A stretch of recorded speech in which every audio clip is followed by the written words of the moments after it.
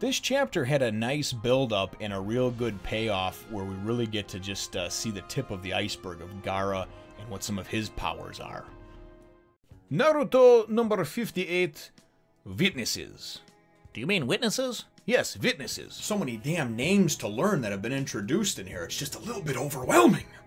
Well, hello, my brothers and sisters and journeymen and Chunin and Hokages of the Nerd Nation. I, as always, am Jim, here to bring you another review on the awesome and tantalizing and needle-filled tale of Naruto.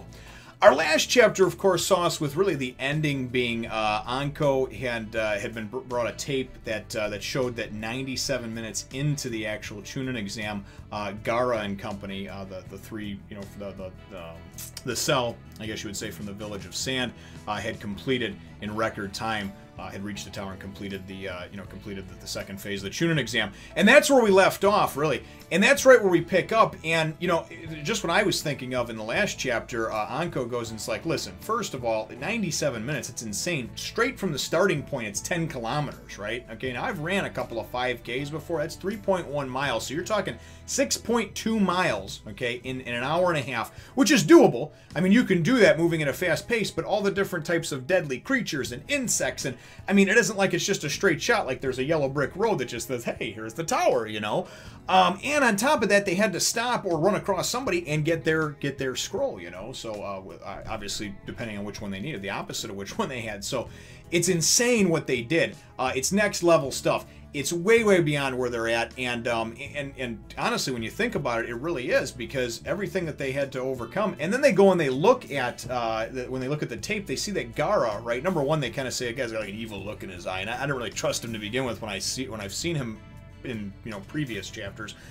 But he doesn't have a speck of dust on him. So they wound up doing this magnificent feat. It's like 4 hours better than like the you know, they've shattered the best time, okay? I mean, 4 hours better than the next best time. So absolutely insane. The majority of the chapter, though, is very cool because it kind of goes and it takes us to that like 10 hours earlier when this actually happened and when it took place. And we wind up seeing, I believe it's Team 8, if I remember correctly. Is it Team 8? I think it's Team 8. Anyway, I forget some of the names the teams went up, but it's the one that has like Akamaru. They've got that dog that's with them or whatever. You know, it kind of reminds me of like Clifford the Big Red Dog.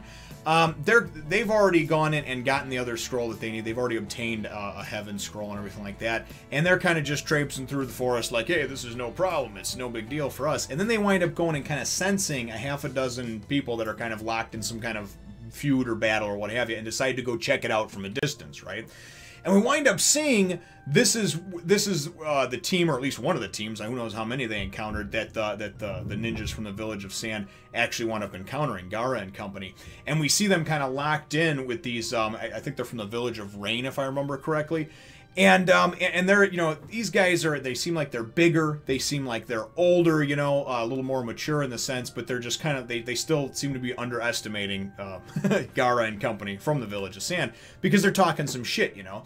Oh, we're gonna do this, we're gonna do that, and Gaara's just like, you know, are you gonna talk me to death, or are you gonna actually fight, you know? So he's like, oh no, you know, you're gonna get locked up and everything. And then they go in and say, well, you know, but Gaara, I thought that we were only gonna attack, you know, people that we knew for sure if they had the scroll. They might not even have a scroll on them anymore. It might have been taken. It might be the wrong scroll, you know. And Gaara's just like, shut up. You know, I'm gonna do what I want to do, and anybody gets in my way, I'm gonna take them out. And this, for me, was really like a showcase of Gaara and some of his powers. And I thought it was very well done, too. Because he winds up going, and the guy from the Village Rain has got these, like, parasols. And he goes and he does this, Kyojins, get out! Whatever the hell move that he does. But basically throws these parasols, fires them up into the air, and these things fire, like, 1,000 needles out of him, right? And they're all, he's using his chakra to project all of them right at Gaara, right? And he's like, so there's no way you can dodge them or move because they're like heat-seeking missiles locked onto you, right? So then you see, you know, it's all too easy, and you see all these things coming in right before they're going to hit Gaara, you know? And then you kind of just see a couple of panels, and then you go and you see Gaara, and I thought this was sweet, man. You wind up seeing Gaara after, you know, you got all the needles coming at him right here on the double-page spread. Everything's coming at him. And then as it comes down, they're all right around him. You got a couple more panels over here. And then you got Gaara, and he used some kind of shield, it looks like, that he put over himself and then kind of breaks out. It almost looks like a cocoon or something like that. So I don't know if it was like a cape type thing he was able to throw over him and harden up, or if it's like he's just able to, that's part of his power, he can just sort of like spin a cocoon like shield or what. But it looks cool, and he's completely unharmed, and he's just sort of like, yeah, that's all you got. And I love it too, because we get over here, he's just like, a trick like that is useless against Gaara. And then he says, it was your bad luck that he's the one you wound up facing.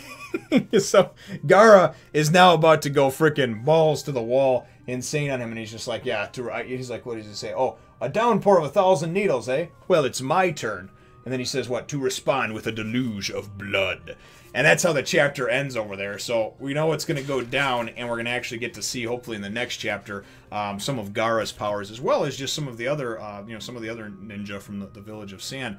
I know, too, there's so many different teams to follow and so many different characters, but that is how the chapter ends off over here, and I know that many of you have stated that, a couple of these characters are some of your favorites in the series, or at least in this this part of the series, maybe the Chunin exam or the first half of the series, before whatever happens, time skip, I'm assuming, something along those lines. So my chapter question for you, though, brothers and sisters, is out of the ninjas from the Village of Sound, which is your favorite? Which is your favorite, and why? I mean, obviously, try not to get too spoiler heavy on stuff they may do in the future, but which is your favorite? And I always like to say from this point in the series, only because of the fact that I don't know what's going to transpire and what's going to happen. A character that seemingly right now seems like nothing, or like a background character, may prove to be a very important character, in 100 chapters or something like that. So, but where we're at in the tale right now, for those of you that have been following along and are kind of at the same point, or for those of you that can kind of try to remember back to a couple years or however long ago it was when you were reading or watching this,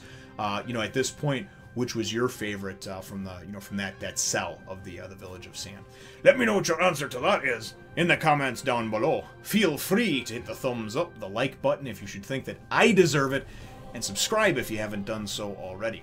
We will look forward to catching all of you in the next one. Remember to follow me over on Twitter, Facebook, Instagram, and even my other channel.